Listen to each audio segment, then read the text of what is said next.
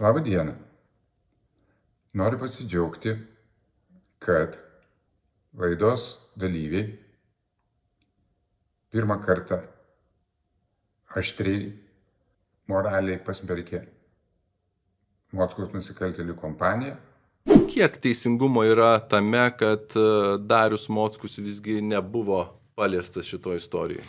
Viskas aplinkui jį, išskyrus jį patį, yra nusikalstama. Tai teisinė forma. Tai mes turime moralinį klausimą lyderiui versle, nes MG grupė yra labai svarbus Lietuvos verslo pasaulio elementas. Tai yra tikrai nuo šnapso žiniasklaidos, rūbų pramonės, ko nori, tikrai nekilnojamo turto vystyme yra vieni stambiausių, jei nestambiausi žaidėjai ir taip toliau. Tai tikrai yra labai svarbu. Man atrodo, kad morališkai tai komplikuoja situaciją Dariui Mockui. Nežinau, ar jam asmeniškai ten kažkaip tai skaudu, tie gerai nepažįstu. Tai turbūt, kad tiek. Man atrodo, morališkai koncernas yra užribyje po šio sprendimo, užribyje. Tai yra koncernas, kuris nebegali niekaip nei mokyti, nei pamokslauti, nei aiškinti, nei valdžiai, nei kitiem verslam, kaip reikia tvarkyti reikalus Lietuvoje ir taip toliau. Nebent būtų kokia nors vieša atgaila, atsiprašymas ir visa kita. Nelabai įsivaizduojama. Šitoje vietoje Edmundas, manau, kad buvo visiškai teisus ir tas vis tiek moralinis savyje juntamų to teisingumo, valstybės teisingumo klausimas, jisai daugeliu lieka neatsakytas, nes jie mato, kad gerai, tai va, ir kaip paklausė, tai šitie trys nuteisti, o kaipgi tas, ir visi žinojo, kad jis būtent ir buvo pagrindinis veikėjas, nors nėra užfiksuotas. Taip. Tai moralinis, sakysim, tas jausmo teisingumo viduje buvimas ar nebuvimas, jis tai tikrai neturi labai didelio pagrindo. Bet taip ir realiai kalbant, Edmundas minėjo apie reputacinį MG grupės, tarkim, vaidmenį. Jeigu taip tiesiai šviesiai, aš nelabai manau, kad jie kur nors bus boikotuojami ar kažkas. Tikrai ne.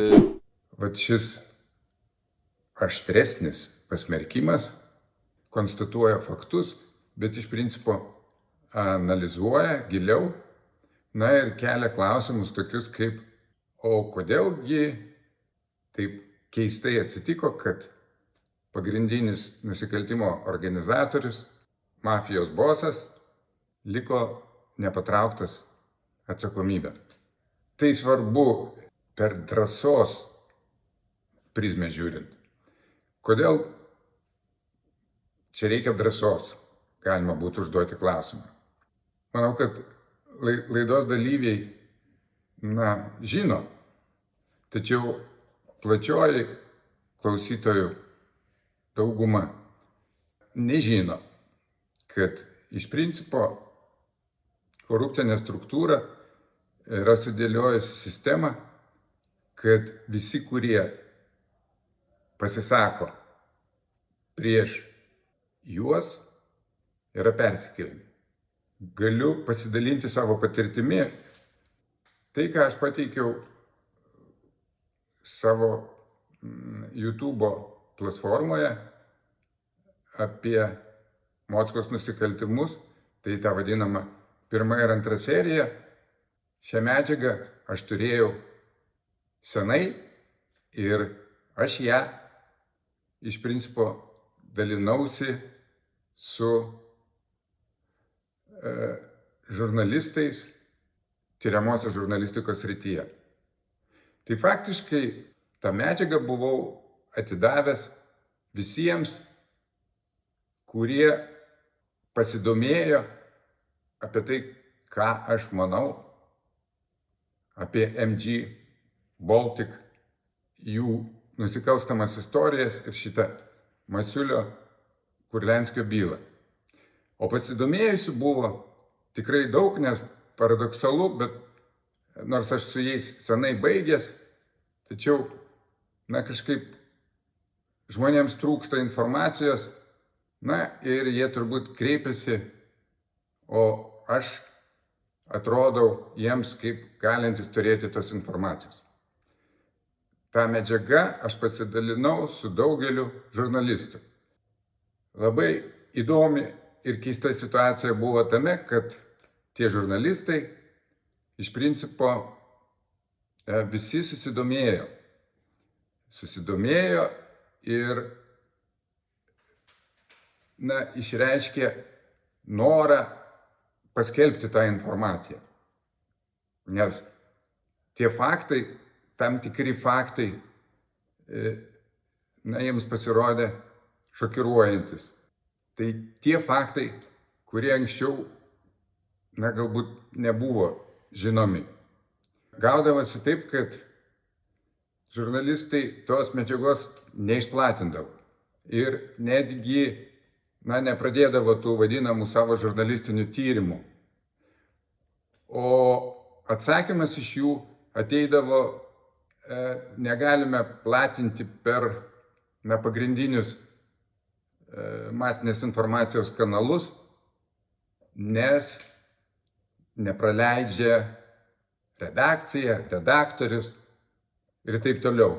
O klausiant, o kodėlgi nepraleidžia, tai iš principo buvo nurodomos dvi pagrindinės kryptis. Tai bijo persekiojimo, tame tarpe to vadinamo teisminio susidorojimo, teisėtvarkos institucijų pagalba, kaip žinia, ši grupuotė moka, vadinkim, pasinaudoti teisėtvarkos pareigūnais, susidorojant su jiems neparankiais. Tai kaip pavyzdys to pačio garsiai nuskambėjusio Gureckio nusižudymo istorija.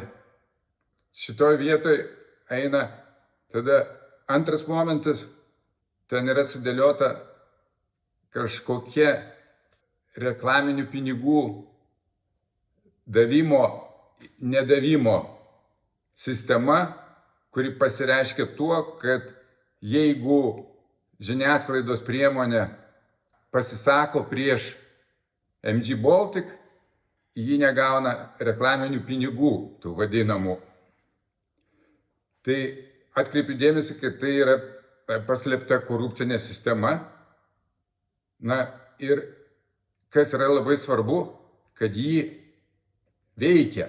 Aš kaip ir minėjau ir pasikartoju, tai tos vadinamos demokratinės laisvosios spaudos nėra realiai, nes medžiaga, kuri iš tiesų aktuali, svarbi ir kuri iš tiesų nurodo į kaltininkus visos šitos situacijos, tai ta medžiaga yra neskelbiama. Pagrindinis momentas yra tas, kad ši situacija rodo, kad ta organizacija veiklos nenutraukė.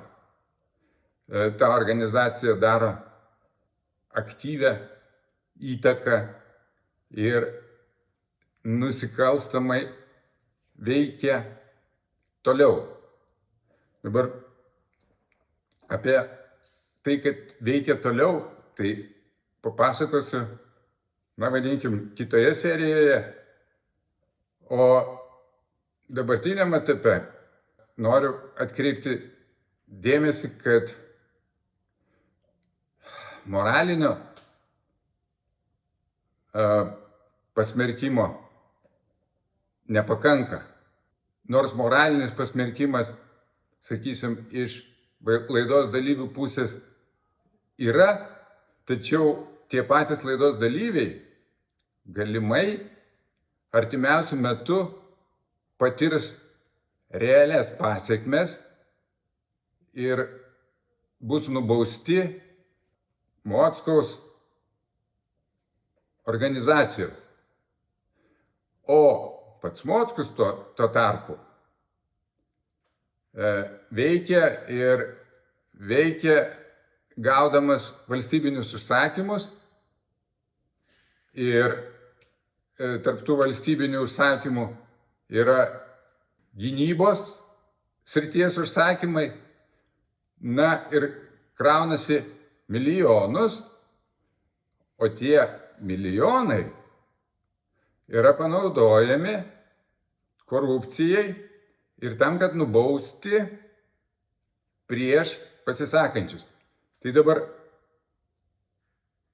klausimas, kas bus toliau.